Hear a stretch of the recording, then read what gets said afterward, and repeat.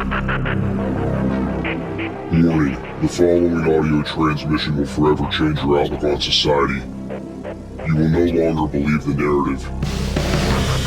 You are about to wake up and see things for what they really are. News, facts, and opinions. This is the Doom Daily Show.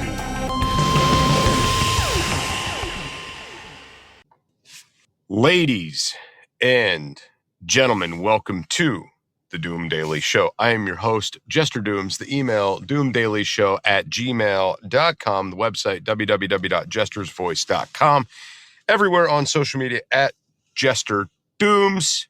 Check us out everywhere. Go to my website and leave me an audio message. That would be fantastic. They go right to my email.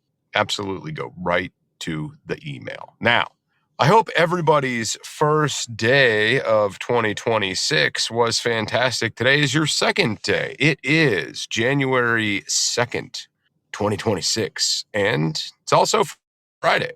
So enjoy your weekend. I bet a lot of people out there got like a longer weekend, maybe like a 4-day weekend, maybe. I don't know. Why would, and this is like what I don't understand, why would you just send people back to work for a day? I imagine production would be very low. I would say if you like your employees and they do a good job, just go ahead and give them the 4-day weekend, right? Fantastic. Would be, right? So we talked on yesterday's show about, chaos not following us into the new year, but it seems like it's already begun. Okay, and we're going to get into a couple stories tonight on the show that are going to talk about that. My first day of the new year consisted of, well, I had a friend come over, and that friend and I, we went on a little adventure around the property to kind of seek out some ideas for power sources for the campground. Spent the day with family for the most part. Let the kids run around and play outside and, all that good stuff, and just had a pretty relaxed day. Okay, it was pretty good, right? As you're waking up, turning us on and listening to us in the car, I'll be off doing some of my normal routines again of the running around in the morning. And then later in the day today, I will be live on the TikTok doing some projects and working on some things. So definitely, if you're not following me on the TikTok, my main account over there is at Jester_Dooms.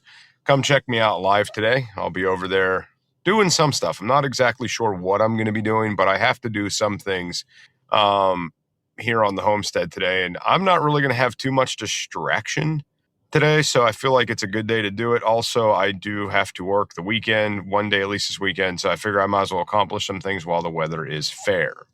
Okay? Now, trying to think what else I got going on today. That's relatively about it. It's relatively about it. If you guys are not following the It's Doomsday podcast, do that, because Monday, a new episode drops with our new co-host, and I got some big things coming out very soon. So definitely go ahead and check that out. Find it on Spotify, Apple, whatever, bookmark it, and get ready for those brand new podcast episodes. Also, give me your IRL for the week, in real life. Tell one person about the Doom Daily Show. Keep doing that. Help them find it on their phone, on Spotify, or whatever it is you're listening. Share this out on your social media. Help the show to grow in 2026. That would absolutely be fantastic. One disappointing thing of the first day of the year for me was last night my father-in-law was making dinner, and he was going to make turkey burgers. Now, I am a slut for a good lettuce-wrapped turkey burger. Okay, I get the lettuce, iceberg lettuce. Could do romaine, but I like the iceberg. It wraps better, Put your turkey burger patty in there, some onions, some fresh sweet onions, little bit of cheese, not an over amount of cheese, and then a little bit of honey mustard and avocado if you got it. And man, that is a fire ass bunless burger, man. It's so good. Well, he misheard something along the way and decided to not make my burgers and made regular beef burgers, and old Dooms doesn't eat beef. So I was like looking forward to these fucking burgers all day yesterday, and guess what? I didn't get my fucking burger. So I was a little bit salty. But I'm all right. If that's the worst thing that happened so far in 2026, we can absolutely live with that. Don't mind me. We're getting the day started with our gallon of water early, bringing the resolutions in hard, son, real hard. So, outside of that, watched kind of a movie with the family. I jammed out on the Canjo a little bit and kind of tried to escape everybody. It's we talk about the problems of the tiny house sometimes on the show. And one big thing that's a problem is trying to stuff everybody into this house. I don't want to put 8 people in a 10 by 10 room for the holidays. So I find my ass having to escape just for the space and the stress of it all, if that makes sense. So I found myself escaping a lot yesterday, and sneaking off in the bedroom and playing the Canjo and basically doom scrolling on social media. And then, occasionally coming back about every 30-ish minutes and everybody be like, where are you going? What are you doing? I'm like, oh, I'm just hiding. They're like, are you really? I'm like, oh, yeah. There's too many people in one fucking room. This is a little nerve-wracking. Because you've got all these different conversations going with the TV in the background, and it's very overstimulating. And then also the idea of the air starts getting stale because there's so many people breathing the same air. It's like, man, I can taste people's breath and stuff. I got to get the fuck out of here. I need more space. So I can't tell you how much that was a motivating factor for me to want to get out today and plug away on some things in regards to the house and getting things kind of moving forward. So a lot of little things to do today. Hopefully I make some headway and get some things done on the little projects that are going to commence. But yeah, that's relatively about it that I got planned for the day. Anyway, we'll be right back after these messages. Producer Scooter, hit that button, sir. Can't get enough of Jester Dooms? Check out his other show, It's Doomsday Podcast, available on all podcast platforms. That's It's Doomsday Podcast. Back to the show. Ladies and gentlemen, welcome back to the Doom Daily Show. I am your host, Jester Dooms. The email, doomdailyshow@gmail.com. And as always, we bring you the doom and gloom on this show and all the craziness that's going on. So I came across this story, and it's scary. All right. So here it is on the Epic Times. Dozens fear dead in New Year's Day fire at Swiss Alps bar. Dozens have died and at least 115 others have been injured after a fire broke out during New Year's celebration at the bar in the Swiss Alps, local police said on January 1st. The Valais cantonal police did not include an exact count of the deceased, saying around 40 were dead. So breaking first day of the year, 40 people killed in a fire? Around 40. We don't know for sure. The victims are of various nationalities. Their identification is underway and could take several days or even several weeks, police added. The blaze broke out in the early hours of New Year's Day in the Lee Constellation Bar in the upscale alpine ski resort of Crans Mountain in the canton of Valais. Frederick Gisler, police commander for the canton of Valais, told a press conference at 10 a.m. local time on Thursday that all the injured had been treated. Per Swiss Info, the injured were taken to various hospitals, including Sion, Lausanne, Geneva, and Zurich, Gisler said, adding it was likely that the victims were of different nationalities. Well, now, okay. You guys got to bear with me for a second because a lot of these names are uncommon. These are not things I read every day. So if I'm spitting and sputtering and tripping over words, that's the reason why. The Italian Foreign Ministry issued a statement citing information from local police, putting the death toll at approximately 40, adding that the victims are not identifiable due to several burns sustained. Now, you guys got to understand, too, if these were foreign travelers, if we have a burn victim here and they're from, say, I don't know, India, we don't readily have access to India's records, like dental records and DNA records and all of these things, right? We might not have access. So same goes for this country as well. If they had foreign travelers, it might take a while to identify the deceased if they have to first off, find out where these people were from, find some identification. Like if you went there from another country and all your travel documentation was burned, they got to figure out if you were a registered guest on there, what room were you staying in, where did your credit card ping from, and find out then what country you were from and all the things, right? Like so this could be a process, just so, FYI. Italian Foreign Minister Antonio Tajani said about 16 Italians have been reported missing, while roughly a dozen others are receiving hospital treatment, according to Sky News. 2 French nationals were among the injured, according to an ex-post from French Ministry of Europe and Foreign Affairs spokesperson Pascal Confavroux. The fire started around 1:30 a.m. this morning in a bar called Le Constellation. Police spokesman Guten Lathion said more than 100 people were in the building, and we are seeing many injured and many dead. We're just at the beginning of our investigation, but this is an internationally renowned ski resort with lots of tourists. Attorney General of the Canton of Vallis, Beatrice Polid, said it was too early to determine the cause of the fire. Experts have not yet been able to go inside the wreckage, but added, at no moment is there a question of any kind of attack. Officials labeled the inferno an embarrassment. A firefighting team described how a blaze can be triggered, release of the combustible gases, and that they can violently catch blaze, causing what English-speaking firefighters would term as a flashover or a backdraft.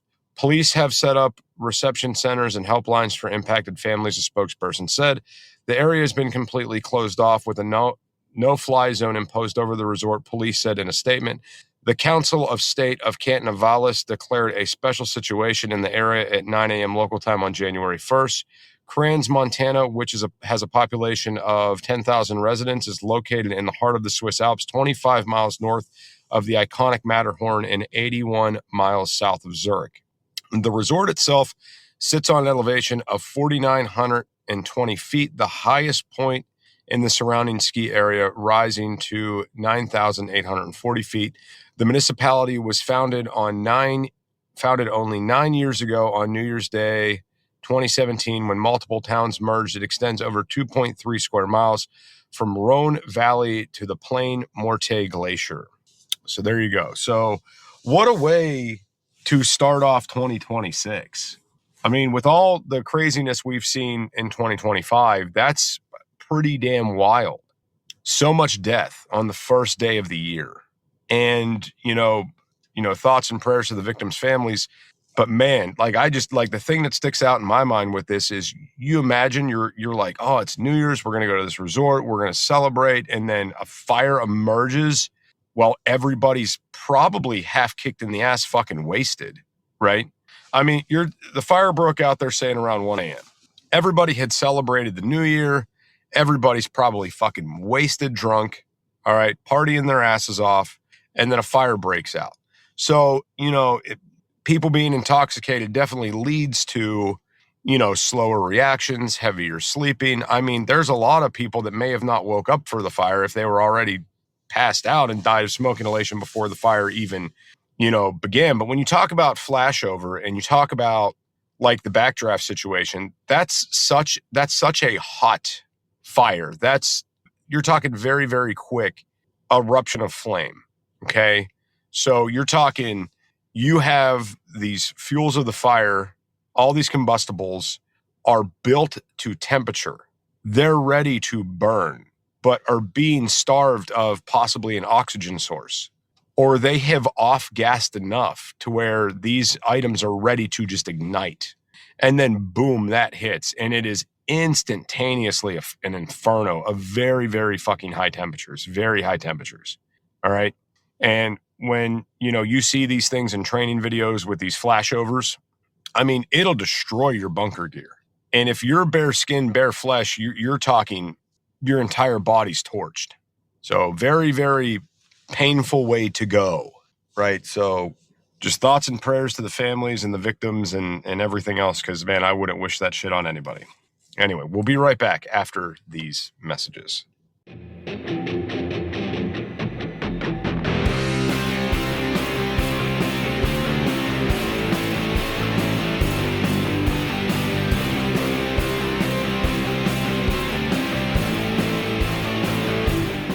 Jester from It's Doomsday Podcast and the Doom Daily Show here. Do you ever find yourself overloaded with way too much information? Too many logins, too many passwords, too many websites for stuff you like? Yeah, I'm the same way. You don't have to worry about that with the Doom Daily Show and It's Doomsday Podcast. Let's make it simple. Just visit linktree.com/JesterDooms. Add it to your bookmarks. That way, when you need to find the right information, it's right there, under a tap of your finger or a click of your mouse.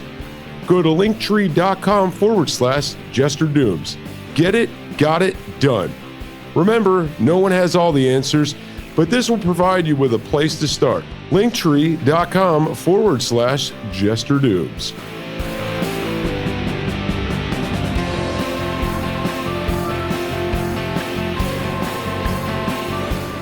And now, on with the conversation. And here's Jester. Ladies and gentlemen, welcome back to the Doom Daily Show. I'm your host, Jester Dooms. The email, doomdailyshow@gmail.com. God, let's get into something a little bit different, okay? Because, damn. That's all I got to say about that one. Damn. Okay.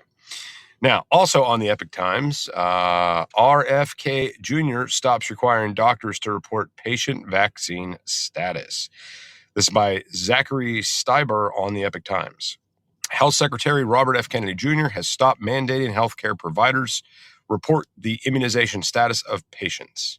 Kennedy decided to stop requiring doctors to list vaccinations children have received, the Centers for Medicare and Medicaid Services, CMS, said in a December 30th, 2025 letter to state health officials. Doctors participating in the Medicaid and the Children's Health Insurance Program were previously required to report how many children received specific vaccinations by their second birthday and other shots by the time they turned 14.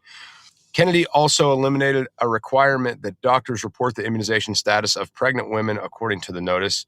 In quotations, government bureaucracies should never coerce doctors or families into accepting vaccines or penalize physicians for respecting patient choice. That practice ends now, Kennedy, head of the Department of Health and Human Services, HHS, of which CMS is a part of, said in a post on X. Under the Trump administration, HHS will protect information, consent, respect religious liberty, and uphold medical freedom. Federal law requires that doctors report certain measures while caring for the approximate 78 million people on Medicaid or children's health insurance programs, and that states convey that data to CMS. The reporting was voluntary when first implemented. It had began being mandated in fiscal year 2024. CMS did not respond to a request for comment in the letter. The agency noted that Kennedy has authority under the law to make changes to the required measures to improve the strength, the reporting requirements, and that pursuant to that authority, CMS was removing the immunization reporting requirements. The agency said that providers can choose to voluntarily provide the information moving forward to allow CMS to maintain a longitudinal database while exploring alternative immunization measures. It also said that starting in 2026, officials will be exploring the development of new measures that would capture information, whether parents and families were informed about the vaccine choices, vaccine safety and side effects, and alternative vaccine schedules. Officials plan to talk with states, providers, and other stakeholders about those measures. CMS will also explore how religious exemption for vaccines can be accounted for the data and the subsequent measures, the letter states. CMS does not tie payment to performance on immunization quality measures in Medicaid and CHIP and the federal level, while states have flexibility and discretion to use quality measures in state development, value-based purchasing, and payment incentives for incentive fee for service or managed care programs. CMS strongly discourages states from using immunization measures in payment arrangements. Okay, so Old Doom's opinion on this, all right? I do not think for a second it is a wise idea to totally get rid of vaccine records. And the reason why I'm saying this is very simple. And if you can't understand this, I'm sorry. Your children are forced to go to government-ran institutions full of everybody else's kids. All right?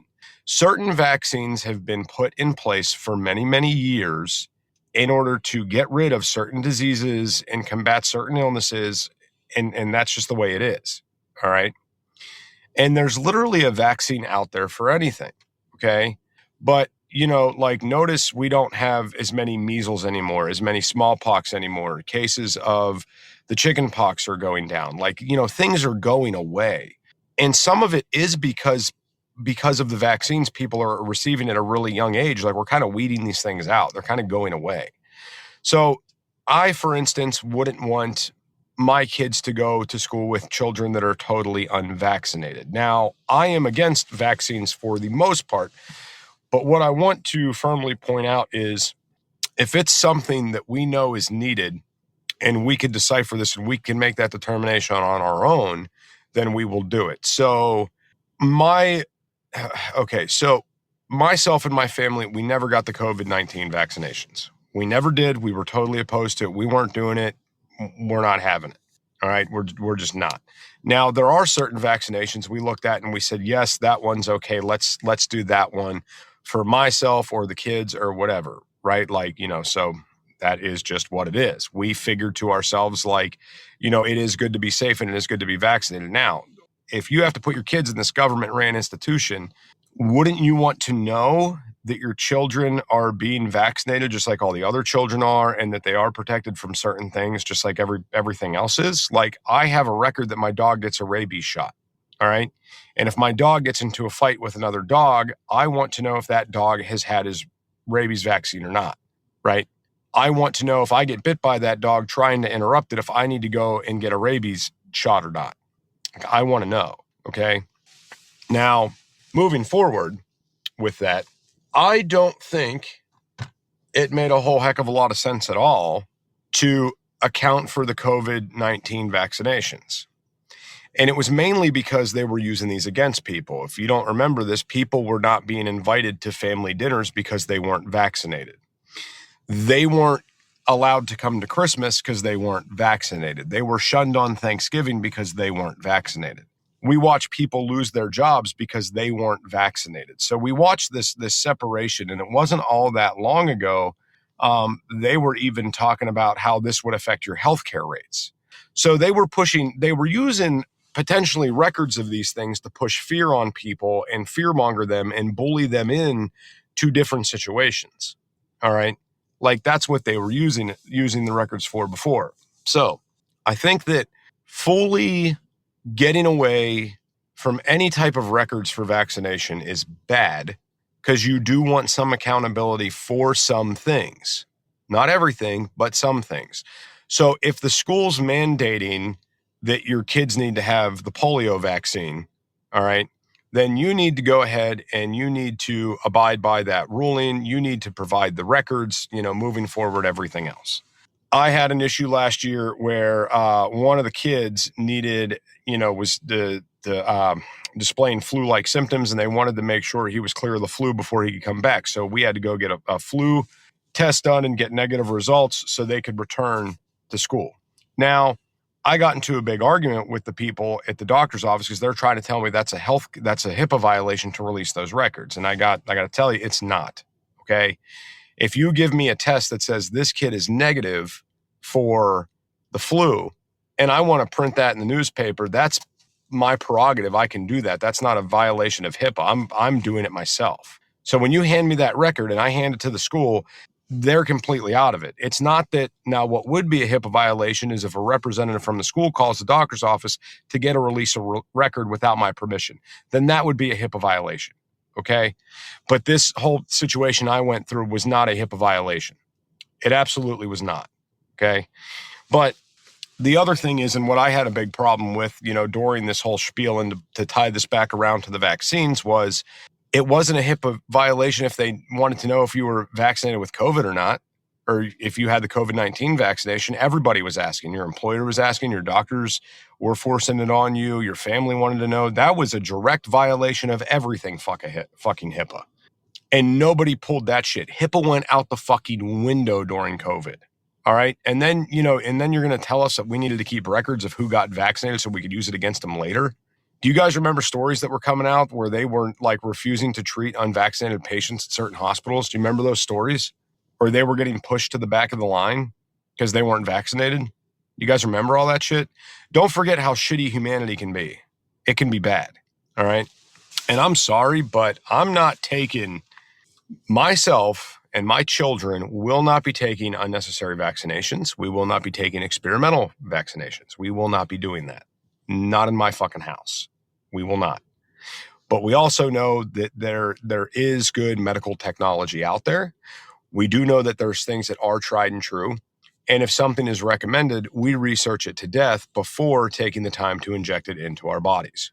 All right? Because we have this great thing called the internet that is made for more than just TikTok. It's made for more than just doom scrolling on YouTube and playing on Facebook and talking shit behind a computer screen. It is the information superhighway. Remember when we used to use that term? All right. So, we use our better judgment. We do the reading. We do the research before making the decision to get a vaccination. Again, in closing out this portion of the conversation, I don't think it's a great idea to get rid of vaccination records completely.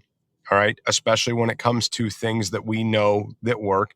And when it comes to things like organized sports, your kids going to public school systems, all of these things, right?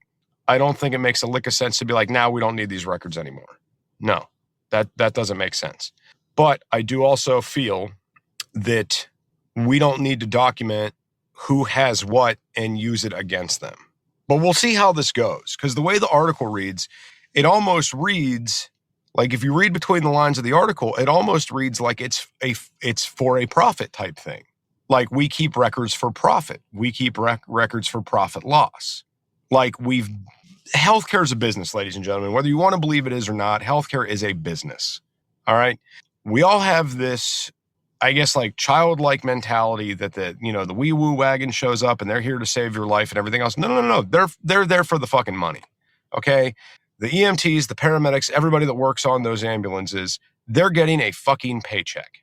All right. Unless there was some volunteer organization, which in EMS is like not really a thing. All right.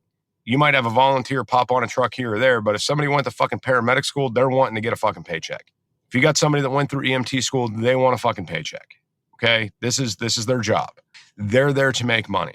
And in order for these agencies to pay them money, they have to get money, whether they're billing your insurance or they are taking taxpayer funded money. It is a business.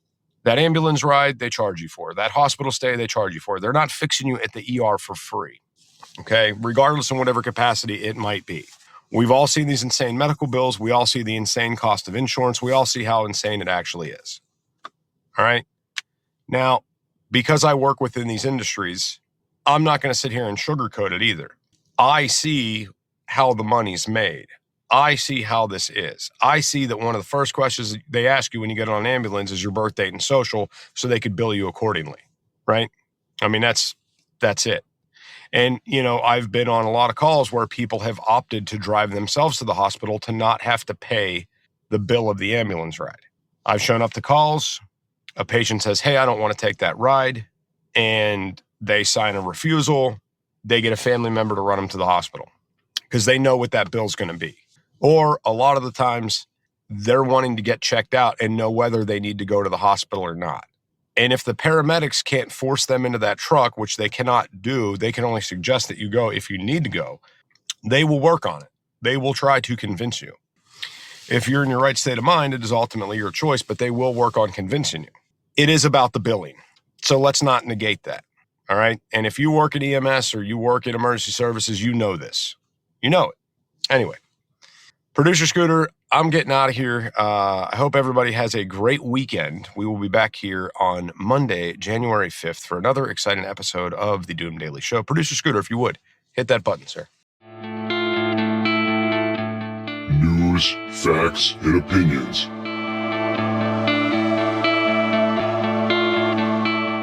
This is the Doom Daily Show.